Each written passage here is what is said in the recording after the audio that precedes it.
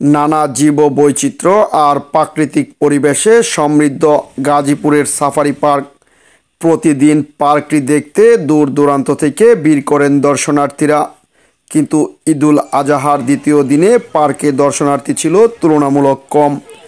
যারাই এসেছেন তারা পড়েছেন তীব্র গরম আর কোর্ট সাফারিতে গাড়ির স্বল্পতায় দীর্ঘ লাইনের ভোগান্তিতে।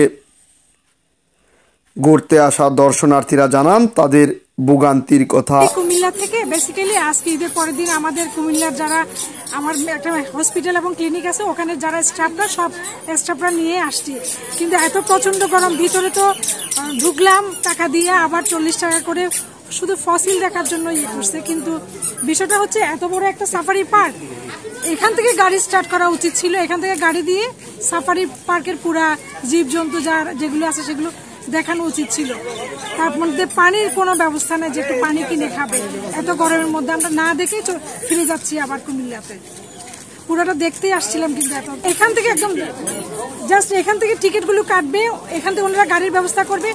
যেহেতু সাফারি পার্ক বিশাল একটা এরিয়া জুড়ে অনেক কিছু দেখার আছে, সেটা ওনারা তো কষ্ট করে করছেন, আমরাও যেন দেখতে পারি সুন্দর করে। এখান থেকে গাড়িতে উঠে টিকিট কেটে পুরোটা দেখবে, ঘুরবে। ইভেন সবাইকে একটু পানির যদি ব্যবস্থা করে পানি খেলো তাহলে ভালো লাগবে, বিশেষ করে গরমের মধ্যে। শীতকালে তো কোনো অসুবিধা নাই। আমি গাজীপুর সদর থেকে আসছি, আসার পর এখন পর্যন্ত 20 মিনিটের উপরে হবে দাঁড়িয়ে আছি লাইন এখন বাসই পাচ্ছি না। তো একটা বাস আসছে, সামনের সিরিয়ালে অনেক মানুষ উঠছে, উঠার পর এখন আমরা আবার সিরিয়ালে আছি। তো যে পরিমাণে দাঁড়ায় আছে আর যে পরিমাণে গরম, এইখানে তারা 150 করে টাকা নিচ্ছে, জানি না বাসে কি সার্ভিস দিবে, কিন্তু এইখানে অন্তত মানুষগুলোর জন্য এই গরমে অন্তত ফ্যান দেওয়ার ব্যবস্থা করা উচিত ছিল। আর বাসে ওঠার পর বাকি অভিজ্ঞতা বলতে পারবো। এইখানে আরো কয়েকটা বাস দিলে আমার মনে হয় খুবই ভালো হইতো, কারণ এই জায়গায় অনেক মানুষই বলতেছে যে যেই টাকায় তারা দিয়ে ঢুকছে ওই টাকায় অন্তত নেত্রকোনা চলে যেতে পারতো। তো সেই টাকায় আমার মনে হচ্ছে যে ওর্থওয়াইল হচ্ছে না এখানে যেই টাকা দিয়ে ঢুকছে। তো আরেকটু গাড়ির যদি ব্যবস্থা বেশি করা যায় তাহলে খুবই ভালো হয়। পরে এখানে ভালো ঢোকাইলো স্বাভাবিক সুন্দর, কিন্তু এখানে আসার পরে অনেক মানুষ, এমনকি বাস নাই বললে চলে, বাসের সংকট খুবই। সে কারণে মনে অনেক লোকজন ভিড় পড়ে গেছে। বাস যেখানে আমি শুনছিলাম বাইরে যে বাস 6টা, কিন্তু আনুমানিক তারা বলে 2টা বাস আছে। আপনার সামনে একটু ভালো করা উচিত আমার জানা মতে, ঠিক আছে, আমাদের চোখে পাচ্ছে। আর প্লাস বাসের সংকটের বাড়ানো। 1 ঘন্টা 1.5 ঘন্টা যাবত আসছি, নবীনগর থেকে আসছি, ঠিক আছে। এই সিরিয়ালে দাঁড়ায় রয়েছি যে গাড়ি আসতেছে, তারপরে নিয়ে যাবে। তারপর আসছে 3 ঘন্টা শুধু লাইনে দাঁড়িয়ে আছে, গাড়ির অনেক সমস্যা, আমরা গাড়ি পাচ্ছি না। তাহলে আমরা যাবো কখন আর কি করবো কখন? এখানে গাড়ি আরো ব্যবস্থা করা উচিত। তবে পরিবার নিয়ে ঘুরতে এসে অনেকেই জানান তাদের ভালো লাগার কথা।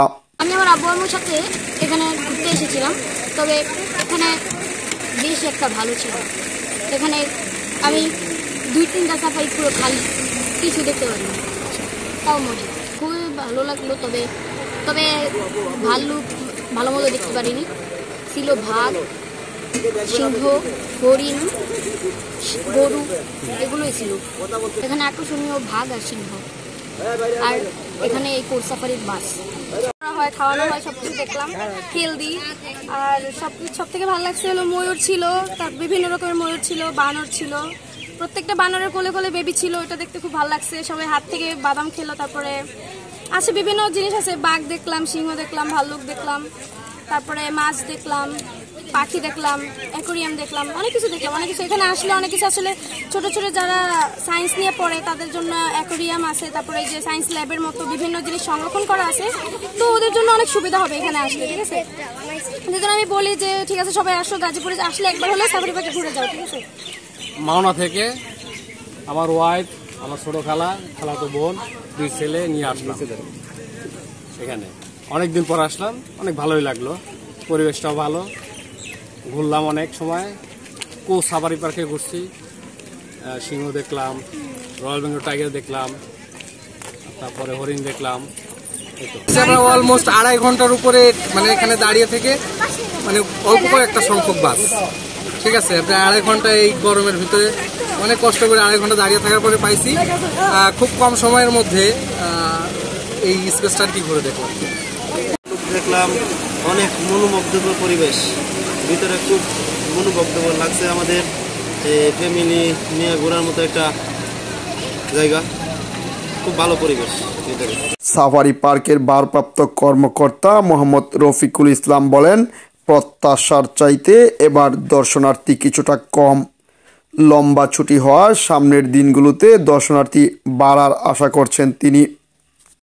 ঈদুল আজহা উপলক্ষে আমরা পার্কে দর্শনার্থীদের জন্য পরিষ্কার পরিচ্ছন্ন সহ প্রত্যেকটা ইভেন্টের আমরা প্রাণীগুলাকে সংরক্ষণ করা এবং প্রাণীদেরকে যত্ন নেওয়া সব কিছুই প্রস্তুত রাখা হয়েছে এবং প্রাণীগুলা ভালো আছে। বিশেষ করে আপনার ময়লা আবর্জনাও পরিষ্কার করা হয়েছে, আর গাড়িগুলো মেরামত করা হয়েছে।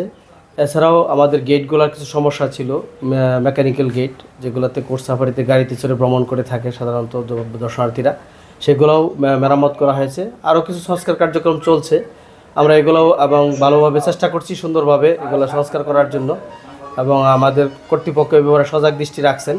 আমাদের ঈদ উপলক্ষে এই কাজগুলো করার পরে এখন দর্শনার্থীরা ঈদের দিন এবার মোটামুটি কিছু লোক আসছে, দর্শনার্থী আসছে, কিন্তু আস্তে আস্তে বেলা বাড়ার সাথে সাথে কিছু কিছু দর্শনার্থী বাড়তেছে। আমরা আশা করছি আজকে ঈদের দ্বিতীয় দিন, আজকেও লোকজন আসবে এবং দর্শনার্থীরা ভিড় জমাবে এবং এখনও আসতেছে। আরও সামনে হয়তো লম্বা বন্ধ থাকার কারণে হয়তো আস্তে আস্তে এই দর্শনার্থীদের সংখ্যা বাড়তেছে পার্কে, এবং আমরা আশা করতেছি শেষ দিন পর্যন্ত আরও অনেক দর্শনার্থী আসবে এবং তারা সুন্দরভাবে প্রাণীগুলো দেখবে এবং এনজয় করে থাকবে।